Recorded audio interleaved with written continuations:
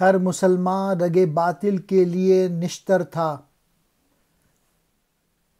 اس کے آئینہ ہستی میں عمل جوہر تھا، جو بھروسہ تھا اسے قوت بازو پر تھا، ہے تمہیں موت کا ڈر اس کو خدا کا ڈر تھا۔ باپ کا علم نہ بیٹے کو اگر ازبر ہو،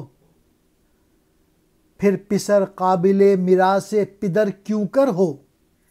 تم سے پہلے جو مسلمان تھے کافروں کے لیے ایسے نشتر تھے جو ان کی رگوں کو کاٹ دیتے تھے۔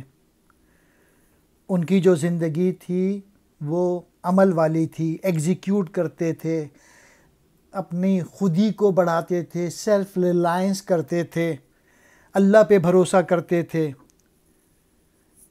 جو بھروسہ تھا اپنے اوپر تھا اور کانفیڈنس کوٹ کوٹ کے بھرا ہوا تھا اپنے اندر، بلیو کرتے تھے اپنے اوپر۔ تم موت سے خوفزدہ ہو اور وہ ہم سے ڈرتے تھے، اللہ سے ڈرتے تھے، اور تم لوگ اپنے بڑوں اور بزرگوں جیسی خوبیاں موجود نہیں ہیں۔ جب باپ کے جو بلیفز ہیں یعنی جو ہمارے بزرگ ہیں، اگر ان کا علم بیٹے کو نہیں ہو تو پھر تمہارا نصیب کیسے بدل سکتا ہے؟